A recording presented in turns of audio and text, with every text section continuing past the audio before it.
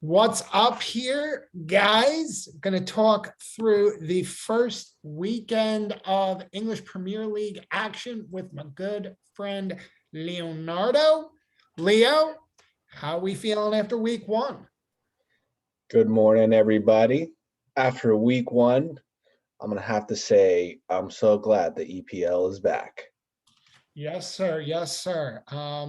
Actually, fun fact, as you see our scores from the weekend, Leo, what is one noticeable thing as you look through the scores that a lot of people that are anti-soccer or football are that didn't happen?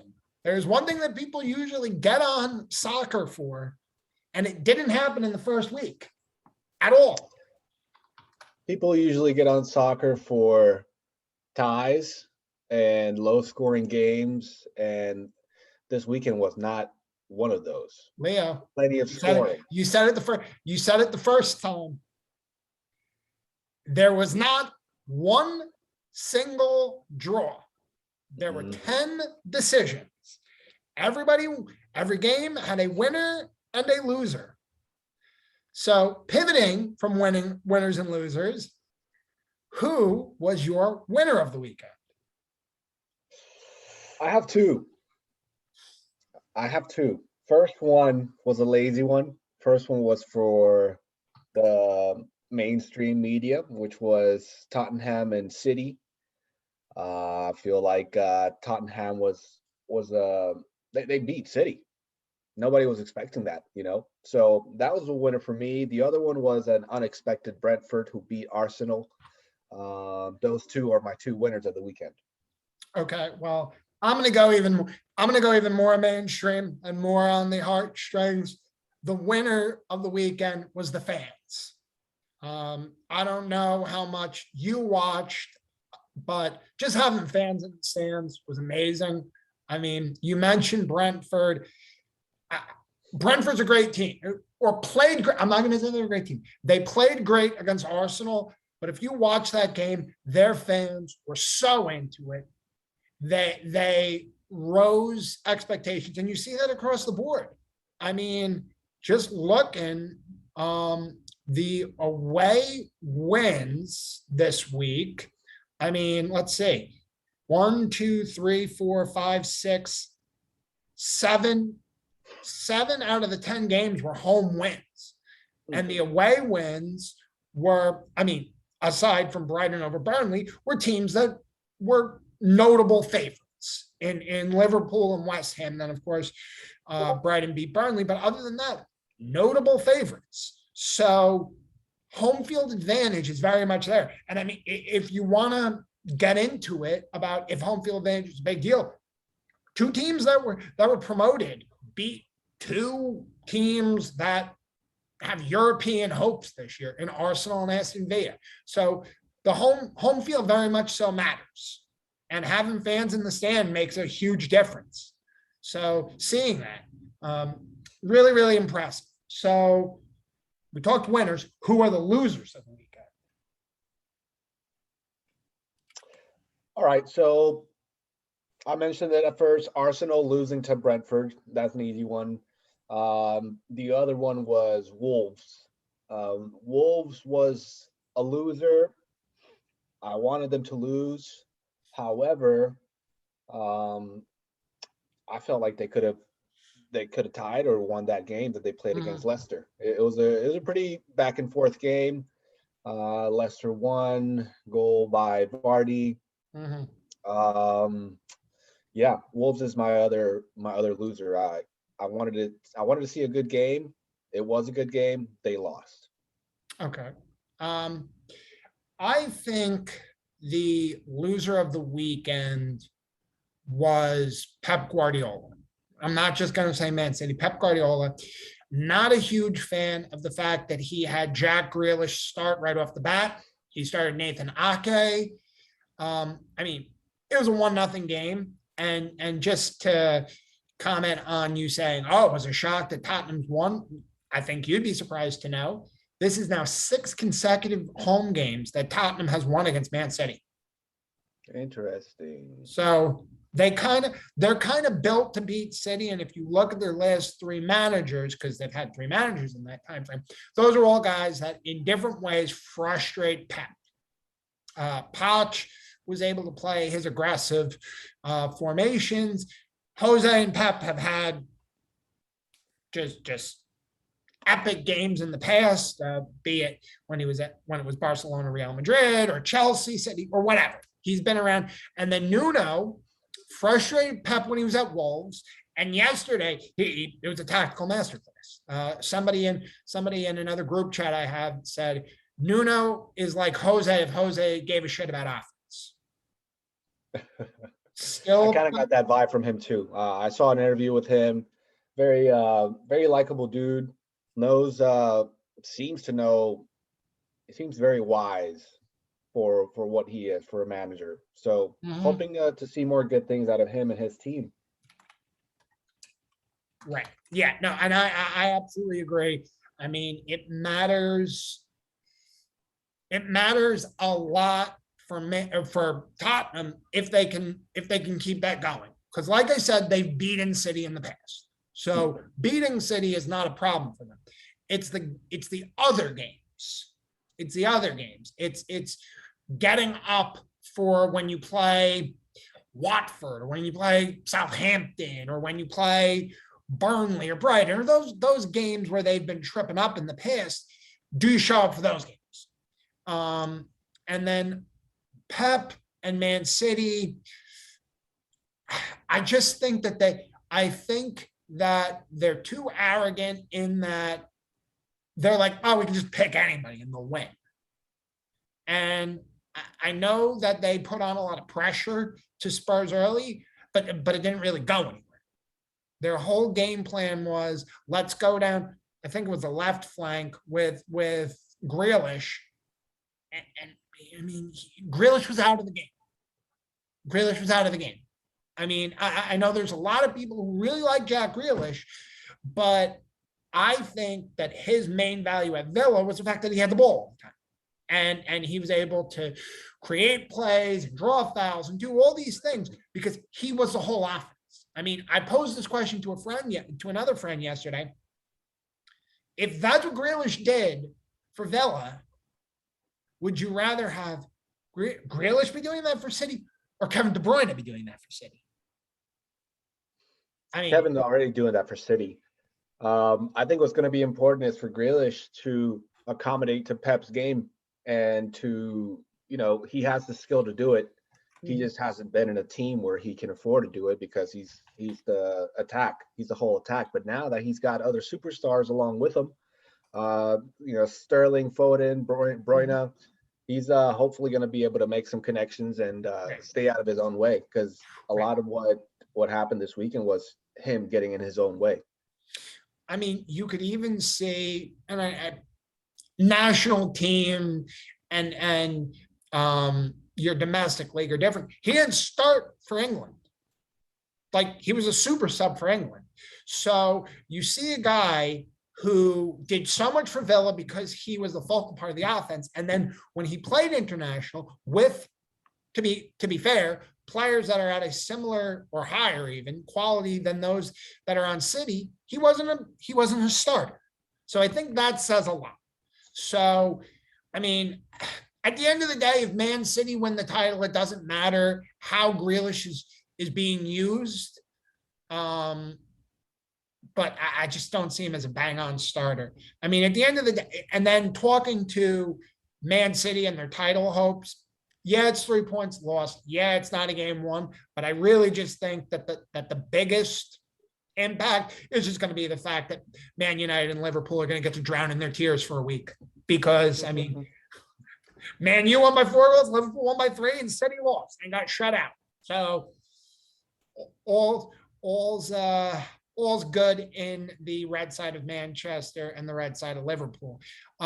So what was your surprise of the week? Surprise of the week. What did I have?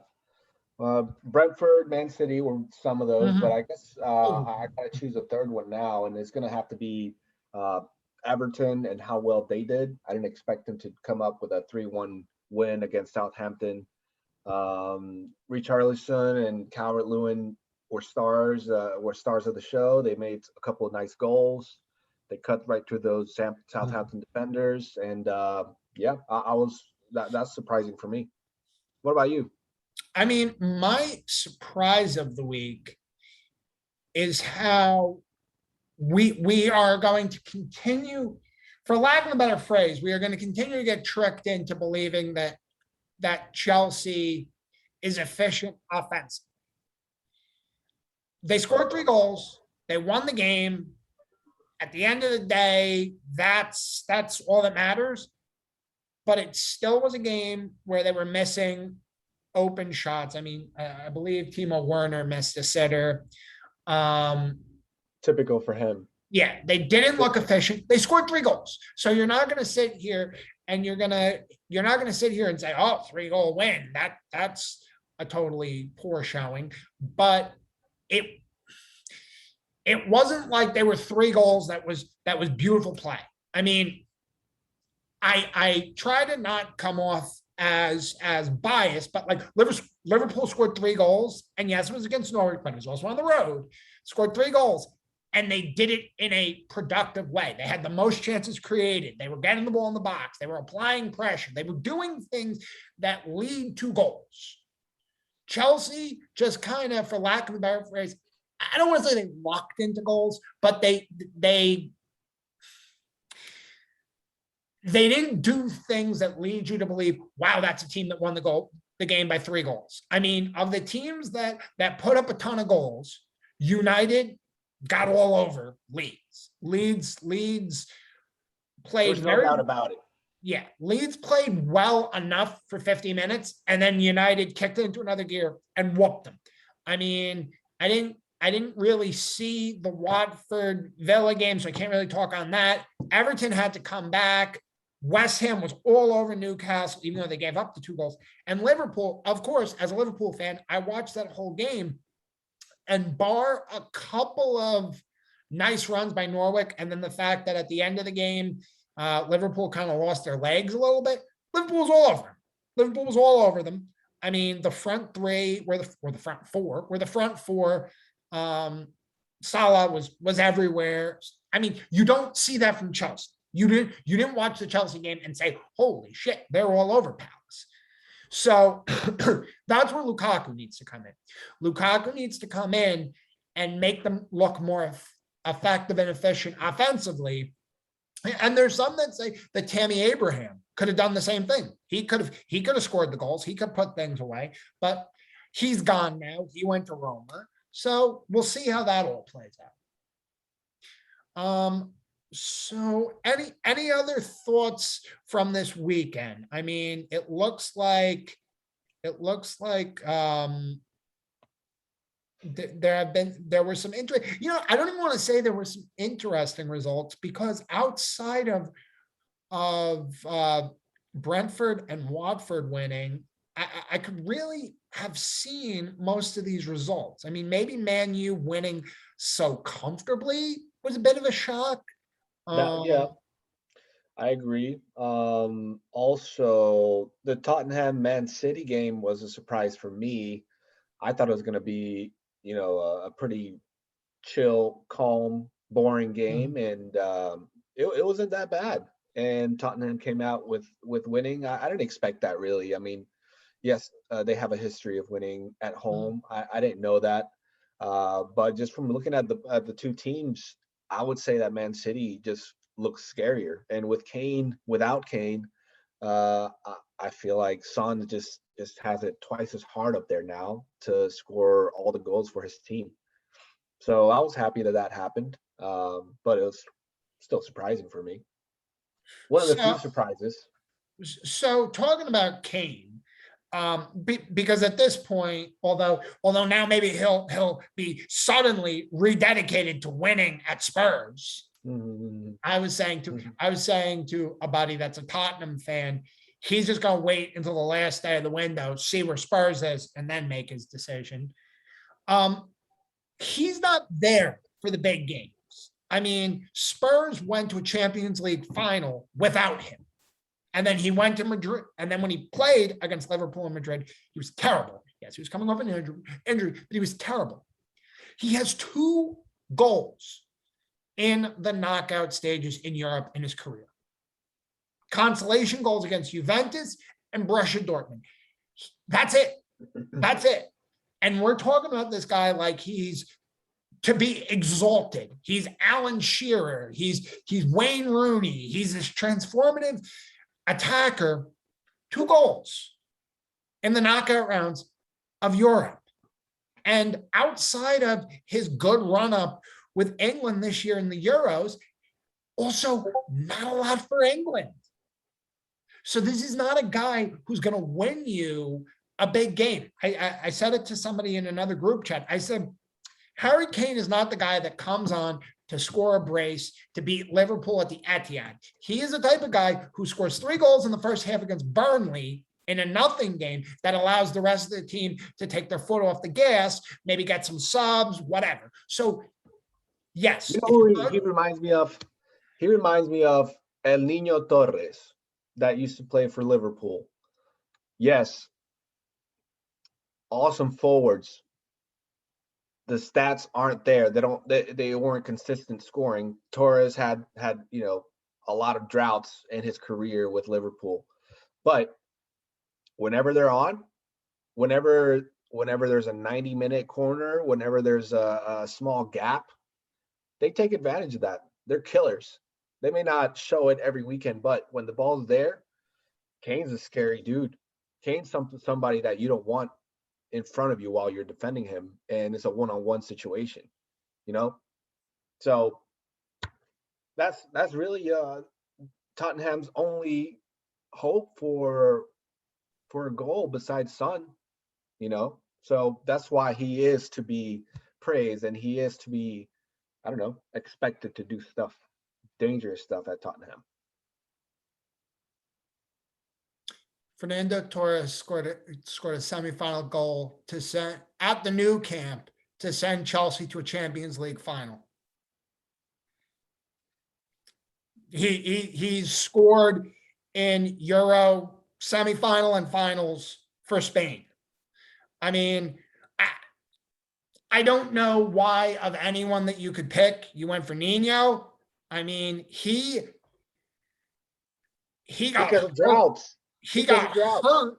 He got hurt, which kind of ended his ascendancy. I mean, you could also say he moved to Chelsea when he could have just stayed at Liverpool and continued to grow. But I mean, he mainly got hurt. I mean, if we're talking about a goal scorer, Harry Kane is obviously an elite goal scorer.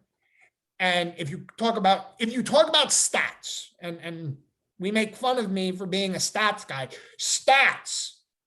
Harry Kane is your guy. He scores the goals. He gets the assists. He's a part of everything, blah, blah, blah. But if you talk about the way a team plays, Harry Kane needs to be the center point of the team. That's 1. And 2, he doesn't show up in big games. It's almost like it would be better for him to be on the field for the big games purely as a decoy. Not to be a part of the attack, not to thread passes, because he doesn't get it done. He just isn't. Like Man City fans who look at it and say, oh, we're going to bring him in for 125 million pounds and that's going to answer everything. What is he going to answer? What is he going to answer? We had a conversation on another stream about Kun Aguero. Harry Kane is not going to score the goals that Kun Aguero scored. They're different forwards. They're different players. Leo, that's not to say that he won't score the number of goals, but he won't score the type of goal. I don't want to replay. That's an easy one. I don't want to replay history, but the end of the 11-12 season, the Aguero goal, Kane is putting that in rosé. He doesn't have the composure. He doesn't score the goal. He doesn't make that happen. And we know that because that's what he did against fucking Croatia in the 2018 World Cup. He gets scared. He is a bottle job when it comes to the big moment. Kun Aguero won things for Man City. You're not getting Kun Aguero, which is why when we had this discussion a couple streams ago, and I was talking about, does Harry Kane bring as much to Man City as Kun Aguero did? Numbers wise, yes. He will bring the goals. He will bring the assists. He will bring the movement. But when it comes down to it, and it's big game, he's going to brick it. He's going to brick it. He's never in his entire career shown that he's a big game player. He turns to somebody else. Remember, and I know you said Heung-min Son, but remember when they went to the Champions League final a couple of years ago, it was Lucas Moura getting a hat trick against Ajax. When they beat City a couple of years ago, it was Steven Bergwijn scoring the goals. Dele Alli has looked better. So I'm not ready to say, oh, Spurs is going to look great. But I've also heard from Tottenham fans who said that's the best we've played in a while because we weren't slowing down our offense to let Harry be involved. We were playing fluid. We were playing counter football. We were doing things on the wings. We were letting Son run at people. And it wasn't the offense saying, okay, Harry's got to get a touch. And that isn't to say that Harry Kane is not a good player. He is a great player. But when your offense is Harry Kane needs a touch, that slows everything down. And Pep Guardiola knows what it's like to have an offense where I need to get the guy a touch. He had that in Barcelona. Does he have that at City now? I don't even. So no, you would say that for Kevin De Bruyne, but no. But he did have an offense where it was we need to stop to get somebody a touch, and that was Lionel Messi. And if Harry Kane thinks he's Lionel Messi, but you're making an assumption that Pep's going to do the same. That he's doing the same thing that he did with Barcelona to Manchester City, but he doesn't have a Messi there. He does. I don't think he expects Harry Kane to be a Messi inside of City. But I think he expects him more to be a Suarez.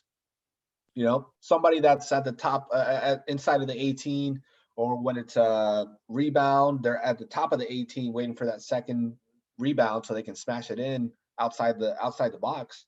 I think that's the type of player that City needs. City doesn't have a forward anymore. They haven't had a good forward in a while. They need offensive players so that Kevin De Bruyne can. So they need somebody that can finish Kevin's plays. But we just had a conversation earlier about Jack Grealish and how he wasn't right. I don't want to say not right because he's played one game, and I'm not that much of an idiot to say, oh, Jack Grealish is going to be horrible. But he's not looking like he's right for City because at Villa, the whole offense ran through him, and that's what made him effective. Who's right for City? A goal scorer. Like if they got Romelu Lukaku, then forget about it. Forget about it. Even if you remember that thing that you told me about the money ball? You know, Pep can't find a Messi that can score 50 goals, so he's relying on Jack Grealish, and if he gets Harry Kane, he's going to rely on both of them to score 25 goals each, because that's who he has right now.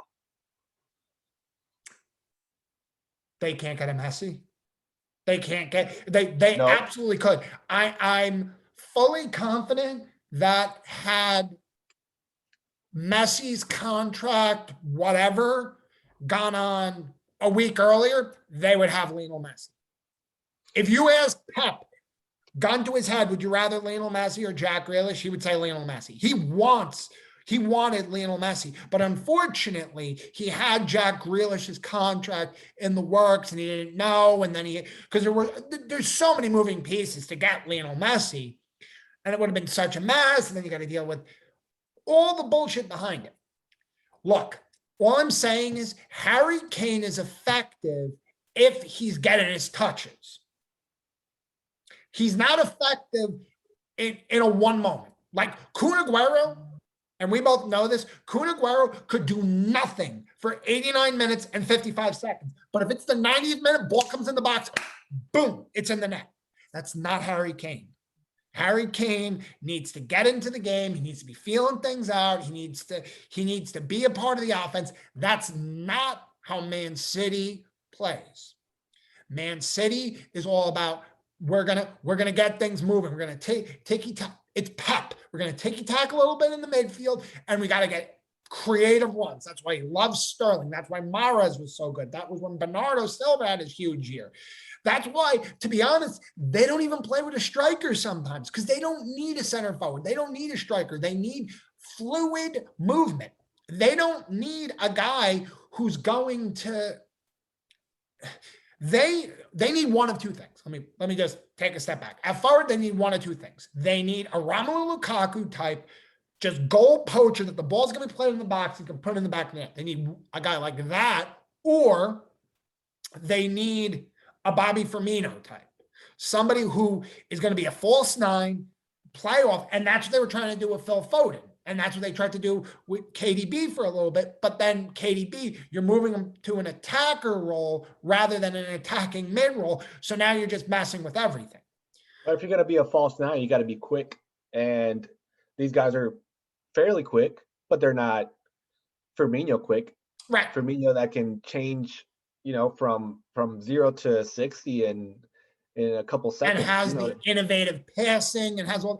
So they either need that, or they need somebody who's going to be a pure goal scorer. And it's short-sighted to say that a guy that scores 30 goals a season isn't a pure goal scorer, because he is. I mean, he scores 30 goals a season. I'm not going to sit here and be an absolute idiot and say that a guy that scores 30 goals a season isn't a pure goal scorer, but that comes from running the offense through him. And at a lot of times, Tottenham looks so much better without Harry Kane. And I have a feeling that he's going to go to City and he's just going to be a nice player for the games that they would have already won. If indeed he's going to City. I think he can do it. I think he's going to be the Lukaku of City. And I know you don't like that comparison, but the man's a goal scorer. I'm markedly get him for his size at least, because if you look at all Manchester City's offensive, most of their team, they're fucking tiny. They're small guys. Who are they going to have that can win a corner or something in the air? You need somebody that can win shit in the air. Ruben Diaz. I mean, they're not. Harry Kane is not exactly known for his aerial presence, which again goes back to Lukaku. Look, I'm willing to say this. Romelu Lukaku will have a much bigger impact on Chelsea than Harry Kane will on City if he goes to City. Much bigger. That's a good statement right there. And that is even if Kane scores more goals, because Lukaku will help him build up. He's got pace. For a big guy, he's also got pace. And his presence in the box, his ability, when you bring a ball in, his ability to box out two defenders, to let things go on, will be massive.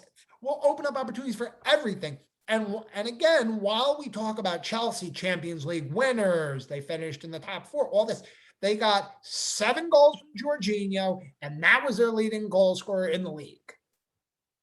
I mean, you could again say the same thing about City, that they didn't have a known forward and they still, or a known striker, and they still won the league. But the way City play,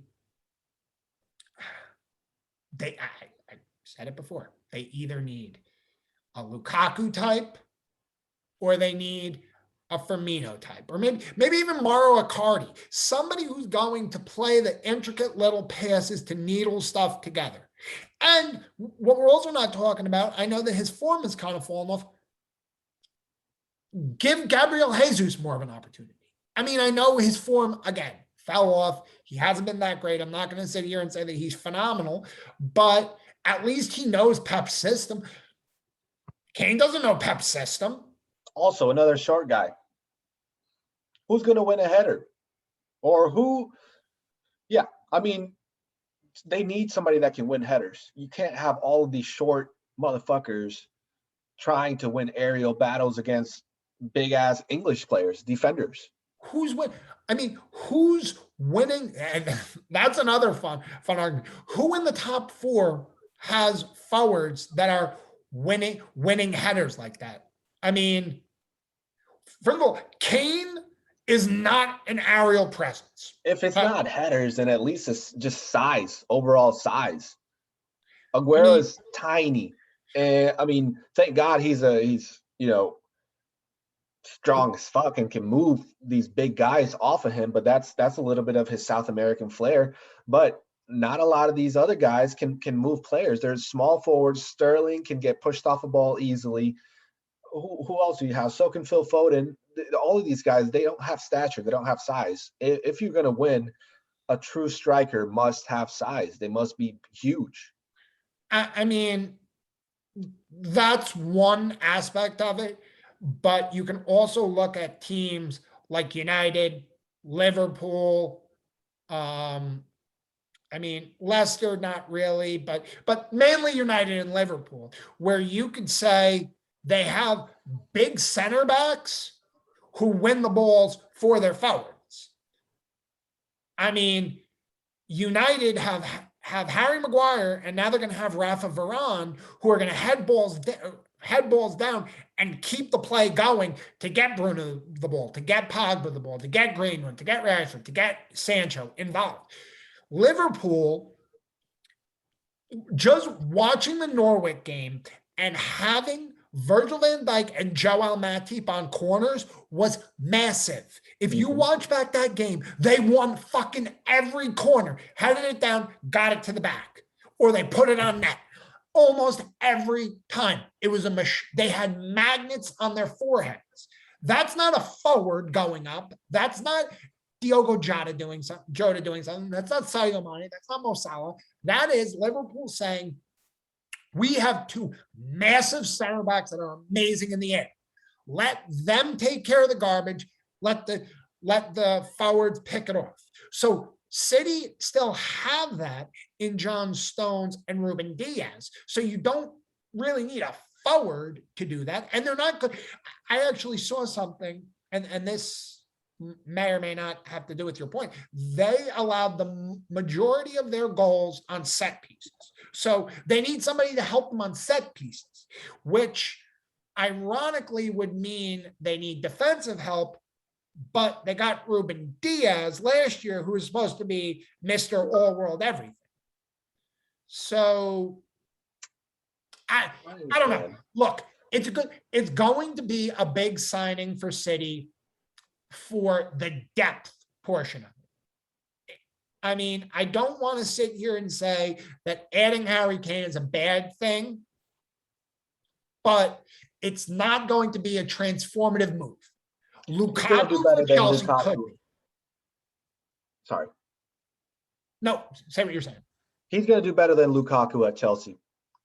Chelsea, they don't have somebody that can get the ball to Lukaku and run off of him. He's going to be a one-man show as far as offense and scoring goals. Kane's going to have hotshot world-class players around him, playmakers. And for that reason, I think he's going to do better. So you don't see Lukaku high ball upfield. Lukaku plays it from the middle because he's going to win. He wins basically every header because he is a 6'3" brick shithouse. Wins a header, heads it down, and passes it to Werner, Pulisic, Mount, Kai Havertz on the wing. You don't think that opens things up? Warner's going to miss any scoring opportunity that Lukaku passes. Warner doesn't have the unselfishness to pass the ball back to Lukaku if it's a goal scoring opportunity. He's not going to see him. He's going to see red and miss the ball like he always does. Pulisic, they need to play him first if he's going to do something. But as long as he's on the bench, he's not going to do shit. I don't believe that. But if we're talking about a transformative move, if we're talking about who makes an impact, we're not talking about the result, we're talking about what they do. You don't think that it is a great addition to Chelsea's offense that they have a guy You could play a long ball up to, he's going to win the ball and he's going to put a winger in a place to score. That doesn't transform their offense.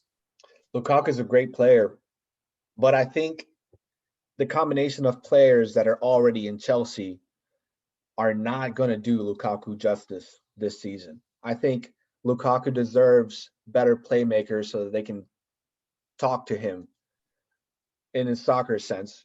Tiki-taka, 1-2, send him on good ass runs, send him those balls that you're talking about so that he can head it in. He doesn't have that anywhere. He doesn't have that in Chelsea. He's not going to have that. Lukaku deserves to be in a better team offensively. So you would then considerably take Sterling, Foden, Mahrez over Mount, Pulisic, Havertz, or Werner. You take those guys considerably. You take 10,000 times. Well, look, I am willing to say statistically, and this is very anti-Chris Zolli, statistically, Harry Kane will outperform Romelu Lukaku, especially if he goes to Man City. He could score. He could break Mo Salah's Premier League goal record. He could. He has a team to back him up. He's not better than Lukaku. Lukaku's a better player. But Kane is going to have the right people around him. So then let's, because we're circling the question, but I'm going to ask you this.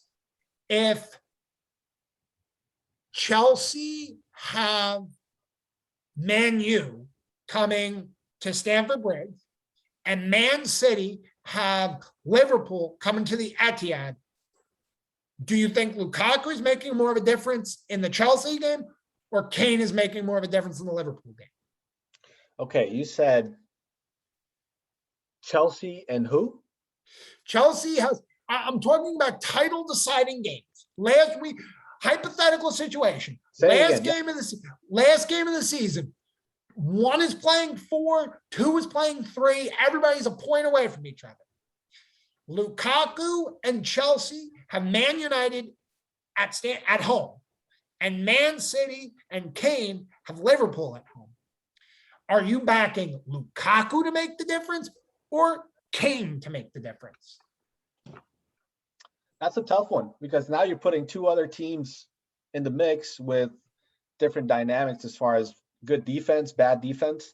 I think Chelsea, if Lukaku is against Man United, I think Lukaku can do great things against a Man United defense. If switch up the team, the teams. What I don't care about. Okay, so Chelsea playing Liverpool and City's playing United. The teams don't matter. I'm talking about the game because the team matters.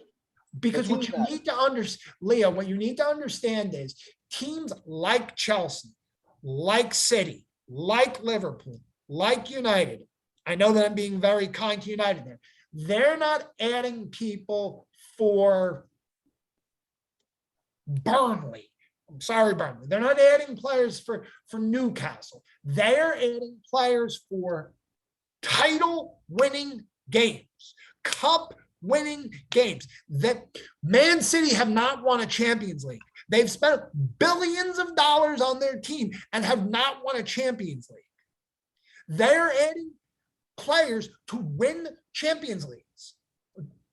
That's what they're going for. They've won everything they can do in England. They need somebody who has that critical knockout ability to make a difference. And if Harry Kane is not that guy, Man City is going to be tremendously disappointed. That's what I'm trying to say. What I'm trying to say is they're going to come away and they're going to say, well, he scored 45 goals for us in the league. Well, he's got 55 goals in all competitions. I guess that's what we paid for. But then ungats in the games that matter. Then nothing in the games that matter. Look at his record, not even knockout games. Look at his record against top 6 teams. He scores, I don't even want to say that Arsenal's a top 6 team, but they're a top 6 team. He scores in those games. He scores in North London derbies. He doesn't score a lot against United. I mean, as a Liverpool fan, I have a pretty good grasp of what he scored against us. I mean, he scored a couple goals in 17-18, but not really very much more. He doesn't score against City. He doesn't score against Chelsea.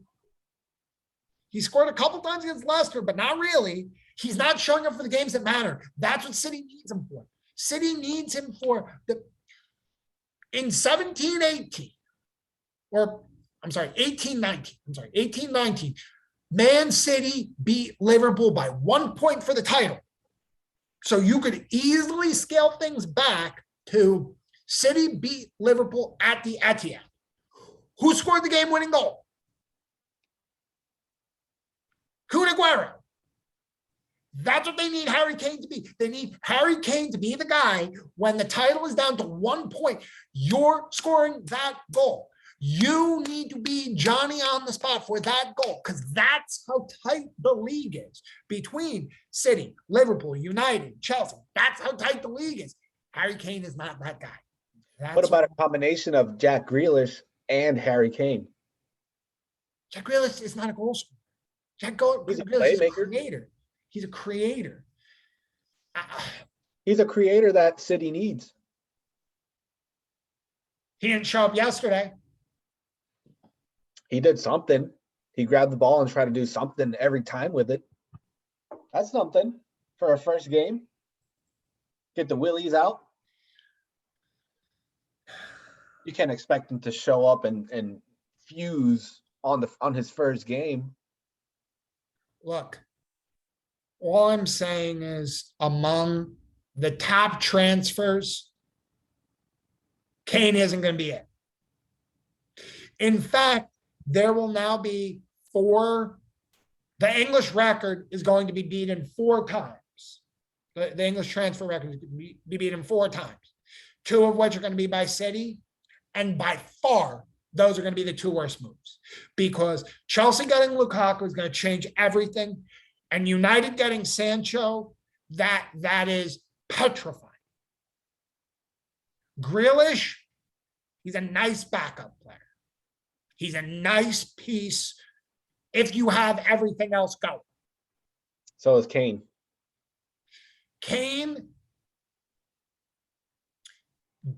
Jack Grealish, taking another step. Jack Grealish would make more of an impact on a Champions League final than Harry Kane would. Because Jack Grealish would be the guy you bring on in the 70th, 75th minute. He's going to do some step overs, get a foul, put KDB in a place to shoot the free kick, do something. Kane will stand there and say, "Piss me the ball, piss me the ball, piss me the ball." He's not going to. I've seen it. I've seen him in finals. I've seen him in semifinals. I saw him with England. I saw him against Liverpool. He doesn't have the ability to play in a fluid motion in a game that matters. In a game, look, I said this in a Liverpool group I'm in. Divock Origi has more knockout goals than Harry Kane. Divock Origi has 3. Kane has 2. Because Divock Origi knows what his role is. There are players that know what their role is. Harry Kane wants to be everything. And that's just not it for Pep. He's not the only player, and this goes, he's had Lewandowski, he's had KDB, he's had amazing players. The only player that Pep Guardiola has said, you can just run everything, is Lionel Messi. Because he's fucking Lionel Messi. That's right. Everybody else has to fall into the Pep system. Harry Kane does not play to a system. Harry Kane plays for Harry Kane. He's in my opinion, he's a totally unmanageable player. He's totally and completely unmanageable because everything has to be Harry Kane. And if you want to say, oh, a striker should be eager for everything. And I know there's a bunch of people who are complete fucking idiots who say, oh, well, Mo Salah wants to score every goal. Mo Salah wants every. Mo Salah had 2 assists on Saturday. Mo Salah got a lucky ass assist. A lot of his assists. He did. One of his assists was lucky, but Leo. A lot of his assists is because he has to make the assist. Otherwise, he's gonna get the ball taken away from him. He finds no other play but to make the assist as soon as he exhausted all other opportunities of him scoring a goal. That's how Mo Salah plays. He's a great player.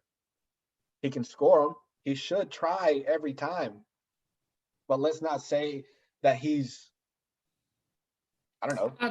I'm not saying that he's fucking KDB with his passing, but I'm saying if we're talking about greedy strikers, it's Harry Kane.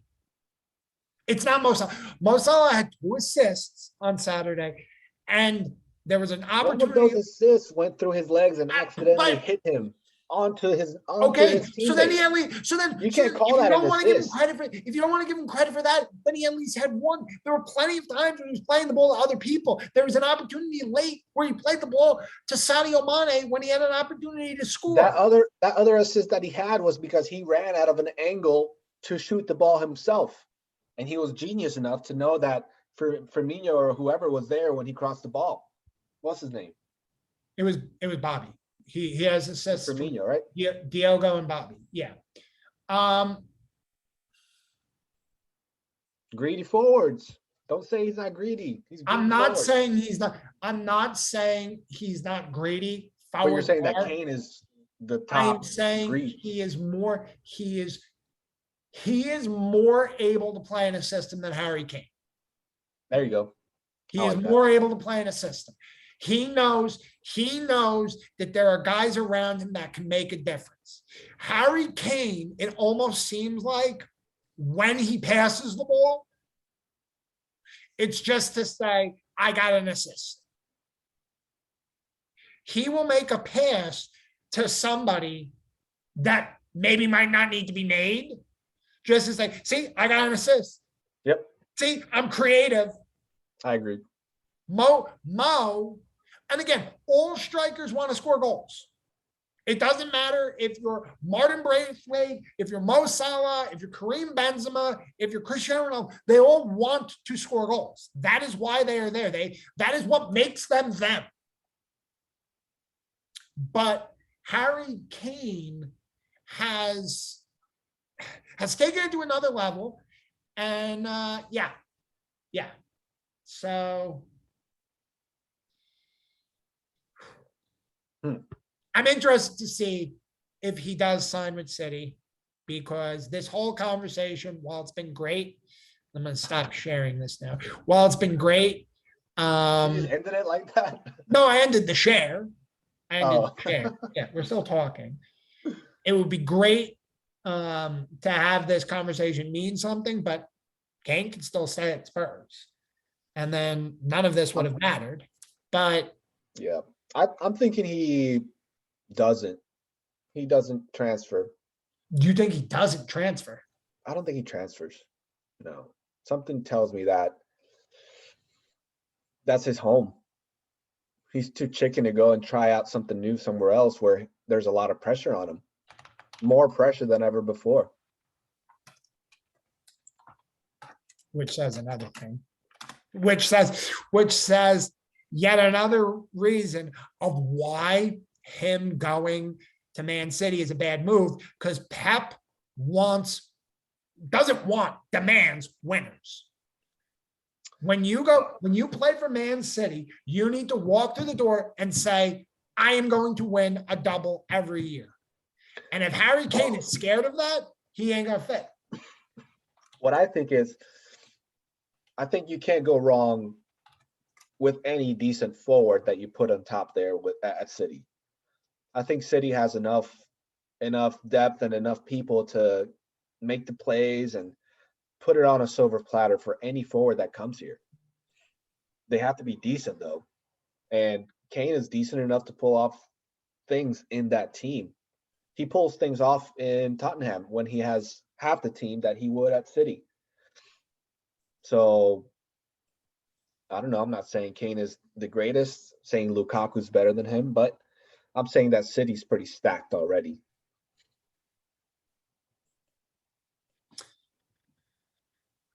We're circling around similar points without saying the same. I don't even know if we're saying the same thing. I just don't think that he fits as well with City. If you put him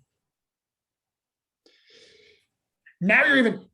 I don't want this to go another half hour, but even you saying I don't think he'll go to City because he'll be scared of that move, that just screams to me he can't go to City because City demand winners. Pep wins everywhere, everything.